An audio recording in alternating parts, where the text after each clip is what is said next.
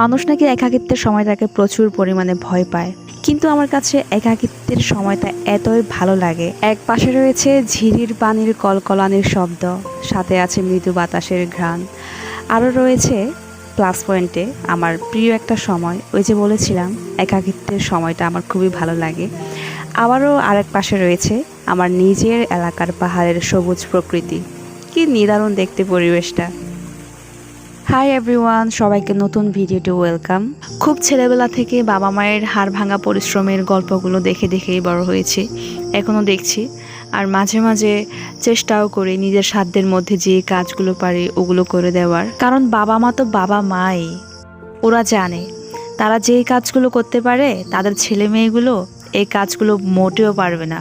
সেই জন্য কোনো বাবা মা তার সন্তানদের এক ফোঁটা কষ্ট দিতেও চায় না। যেমন এই যে আমার মাকে দেখে অবাক হওয়ার মতো, একটা মেয়ে মানুষ হয়ে এতগুলো কাজ কেমনে করতে পারে আমার পুরো ধারণার বাইরে। যেমন ঘরে বাইরে এবং জমিনের সব কাজে তার ভালো একটা দক্ষতা রয়েছে। বৃষ্টির পরে মায়ের সাথে জুমে গিয়েছিলাম জুমের পরিবেশটা একটু দেখার জন্য, আর জুমে মা কি লাগিয়েছে সেগুলো দেখার জন্য।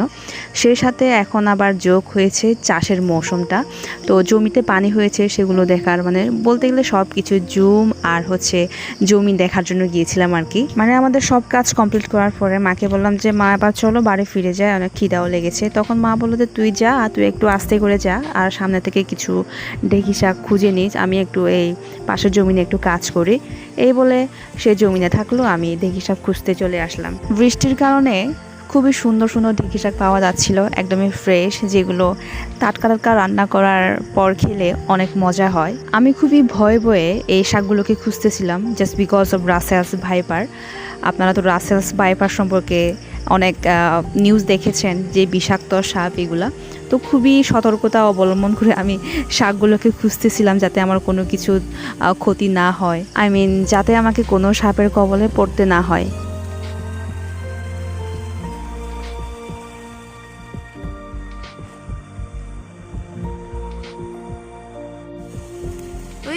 와 마시 건전나간 내꺼 저분아 히토시 에저 가덕이 다만 니벨라 파이브네 전나네 에저 가덕이 내꺼 에시터라지 부지 대바레 시옷 타네 바로도 시옷।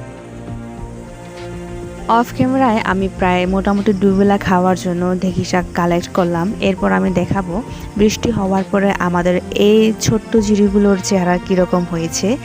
আপনারা দেখতে থাকেন, জাস্ট ওয়েট অ্যান্ড ওয়াচ।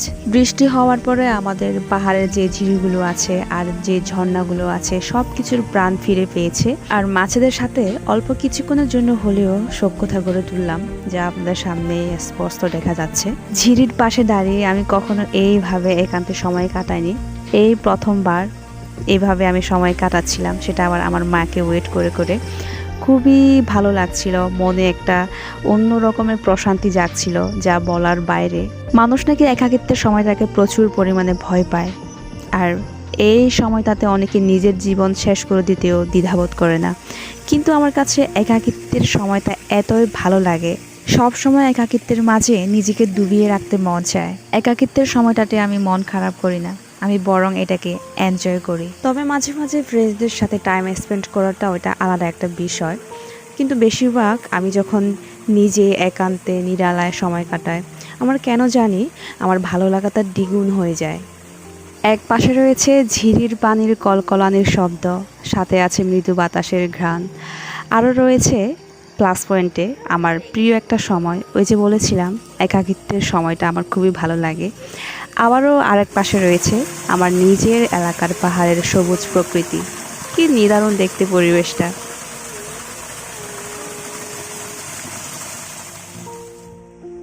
ব্যাস, আমার একাকিত্বের গল্প বলতে বলতে এই যে আমার মাটা এসে গেল। আস্তে না আস্তে সেও ঢেঁকি শাক খোঁজা শুরু করে দিল, এই যে যা আপনাদের সামনেই রয়েছে। বেচারা আমার মা জমিনে কাজ করার পরে সারা গায়ে এখনো মাটি লেপ্টে আছে। মা শুধু জমিনে কাজ করেনি, জুমেও কিন্তু অনেকক্ষণ ধরে কাজ করেছিল। যেমন জুমের আগাছা পরিষ্কার করা, জুমের মধ্যে যে লাকড়িগুলো আছে ওই লাকড়িগুলো সংগ্রহ করা বা কাটা, আরও জমিনে অনেক কিছু কাজ আছে, সেগুলো মা খুব ভোরে এসে কমপ্লিট করে। এই হচ্ছে আমাদের পাহাড়ের মধ্যবিত্তদের জীবনচিত্র, মানে কাজের কোনো শেষ নেই, স্ট্রাগলেরও কোনো শেষ নেই, জীবন যেখানেই যেমন। আর প্রতি বছর চাষের জন্য বাবা মাকে যে পরিমাণ কষ্ট করা লাগে সেটা মনে হয় আপনারা নিজের চোখে না দেখলেই বুঝবেন না। আর এই যে রাস্তাগুলো দেখতে পাচ্ছেন, বর্ষাকালে তো মানে হাঁটায় মুশকিল হয়ে যায়। পাশাপাশি আমাদের বাড়ির থেকে জমিনের যে দূরত্ব সেটা নাইবা বললাম, আপনারা তো ভিডিওতে দেখতেই পাচ্ছেন আমরা অনেকক্ষণ ধরে হাঁটছি আর হাঁটছি, এখনো কিন্তু বাড়িতে পৌঁছায়নি। ওয়েদার ডিমান্ড আসলে তুই মর হিলাগজ, তুই মর হিয়জ বুঝিও দি মুই নফাৰ হেঙিলি হি হি হি হয় মোৰ বুঝিও দি মুই নফাৰ মহদা তহদা মনহদা বাঙি হলে মুই লাজিছো গলে যে সেবে তুই লাজিছো গলে যে। সে সময়ে ওয়েদারটা ভালোই লাগছিল বলে খুব সুন্দর একটা গান শুনিয়ে দিলাম, যেটা আমাদের চাকমা ভাষারই গান। আই ডোন্ট নো কেমন হয়েছে, যাক কি আর বলবো। মানে আমাদের প্রত্যেক সন্তানদের উচিত বাবা মার যে কোনো কাজে ছোট হোক বা বড় হোক তাদেরকে সাহায্য করা।